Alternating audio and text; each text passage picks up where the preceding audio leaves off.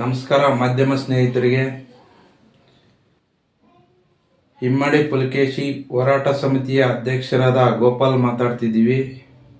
ಈ ದಿನ ವಿಶೇಷ ಏನಂದರೆ, ನಾಡಪ್ರಭು ಕೆಂಪೇಗೌಡರ 517ನೇ ಜಯಂತಿಯನ್ನು ಇಂದು ಅಶ್ವಥ್ ನಗರದಿಂದ ನಾಗಶೆಟ್ಟಳ್ಳಿವರೆಗೆ ಉತ್ಸವ ಹೊರಟಿತ್ತು.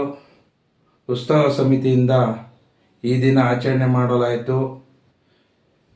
ನಮ್ಮ ಇಮ್ಮಡಿ ಪುಲಕೇಶಿ ಹೋರಾಟ ಸಮಿತಿಯ ಎಲ್ಲ ಸದಸ್ಯರ ಸಹಯೋಗದೊಂದಿಗೆ ನಾವು ಅವ್ರ ಜೊತೆ ಸೇರಿಕೊಂಡು ನಾಡಪ್ರಭು ಕೆಂಪೇಗೌಡರ ಜಯಂತಿಯನ್ನು ಆಚರಣೆ ಮಾಡಲಾಯಿತು. ಒಂದು ರೀತಿ ಹಬ್ಬದ ವಾತಾವರಣ ಈ ದಿನ ಸೃಷ್ಟಿಯಾಗಿತ್ತು. ಯಾಕೆಂದರೆ ಕೆಂಪೇಗೌಡರು ಈ ನಾಡನ್ನು ಕಟ್ಟಿ ಈ ದಿನ ಇಲ್ಲಿ ವಾಸ ಮಾಡ್ತಕ್ಕಂಥ ಪ್ರತಿಯೊಬ್ಬ ಪ್ರಜೆಯು, ಇಲ್ಲಿ ಅನ್ನ ತಿಂತಕ್ಕಂಥ ಪ್ರತಿಯೊಬ್ಬ ಪ್ರಜೆಯು ನಾಡಪ್ರಭುಗಳನ್ನು ನೆನೆಸ್ಬೇಕು.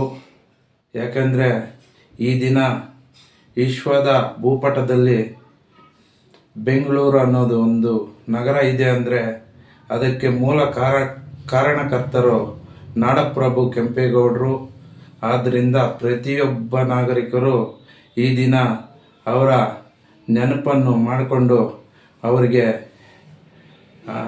ಜನ್ಮದಿನದ ಜಯಂತಿಯನ್ನು ಆಚರಣೆ ಮಾಡಬೇಕಾಗಿದೆ. ಅದೇ ರೀತಿ ಕನ್ನಡ ಹೋರಾಟ ಸಮಿತಿಯಿಂದ ನಾವು ಅವರಿಗೆ ಬೆಂಬಲವಾಗಿ ಈ ನಾಡು ಕಟ್ಟಲಿಕ್ಕೆ ನಾವೆಲ್ಲ ತಯಾರಿದ್ದೀವಿ ಅಂತ ಹೇಳ್ತಾ 3 ಮಾತನ್ನು ಮುಗಿಸ್ತಾ ಇದ್ದೀವಿ.